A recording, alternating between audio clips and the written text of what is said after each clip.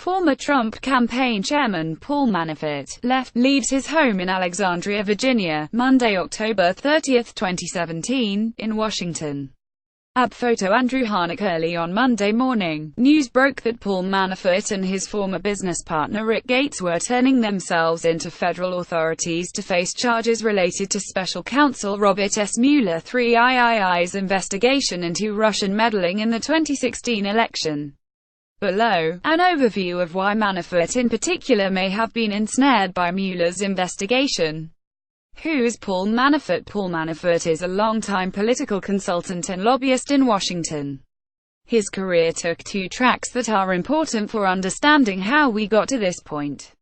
The first is that Manafort helped multiple Republican presidential nominees manage their efforts at their party conventions, including Gerald Ford in 1976, Ronald Reagan in 1980 and 1984, and George H.W. Bush in 1988.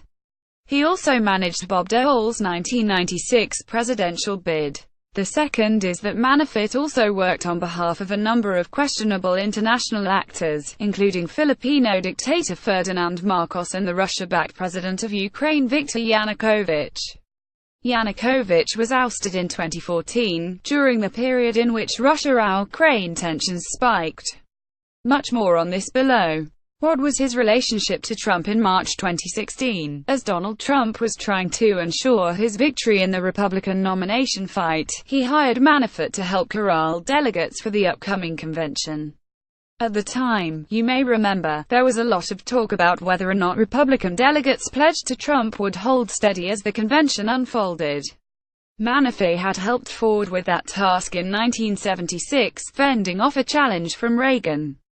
The recommendation to hire Manafort came from Trump's longtime ally Roger Stone, who had formed a lobbying firm with Manafort after the 1980 election. Manafort accepted a position with the Trump campaign for no salary. Manafort's questionable business associations were well known, but, at the time, Trump was still having trouble attracting top-tier Republican staffers who were skeptical that Trump was a viable candidate. Once on the campaign, he butted heads with campaign manager Corey Lewandowski. In late June, Trump's children helped convince him to oust Lewandowski and elevate Manafort, who became campaign chairman.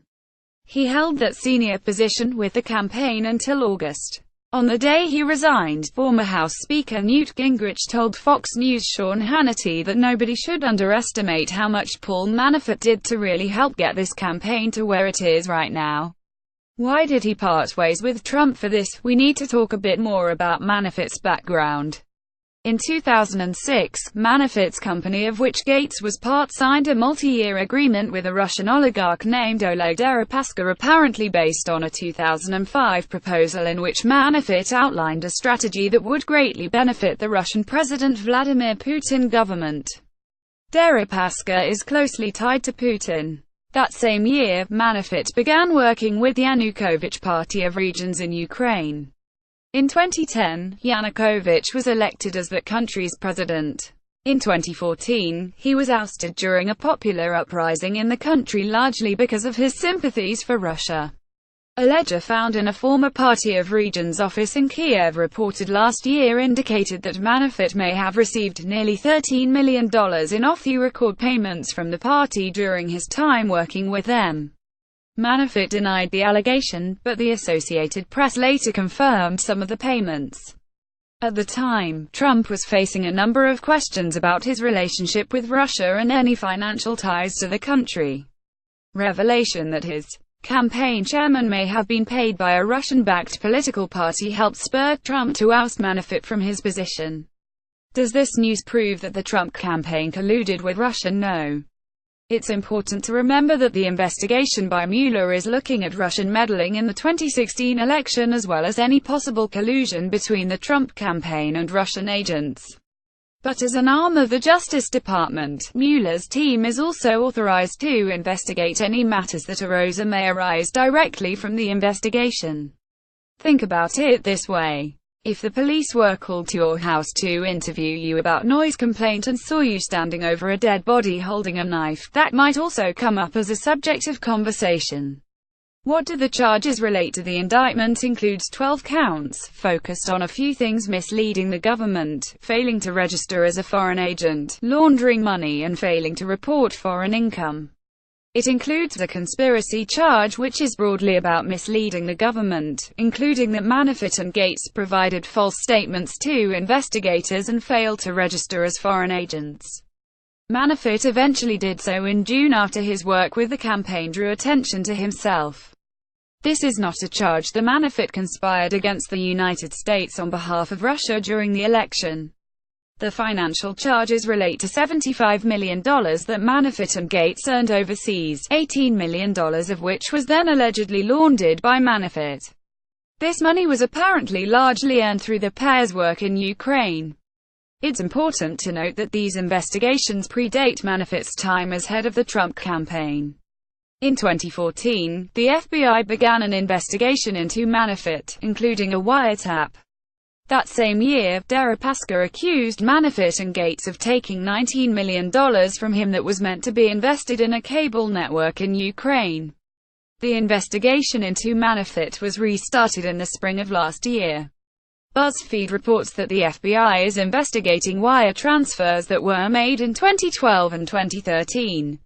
In other words, even had he not worked with Trump's campaign, Manafort might have faced an indictment like this anyway. Does this close the door on whether or not Manafort was involved in colluding on the campaign? The main caveat worth remembering here is that Manafort was out of the campaign by August, meaning that he wasn't there for the closing days of Trump's effort. That said, there are two ways in which Manafort and Russian interests overlapped during his time on the campaign.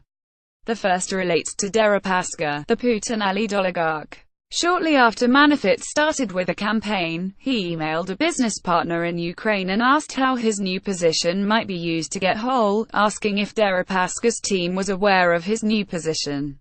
Later in the campaign, Manafort sought to pass word to Deripaska that a private briefing on the campaign might be possible.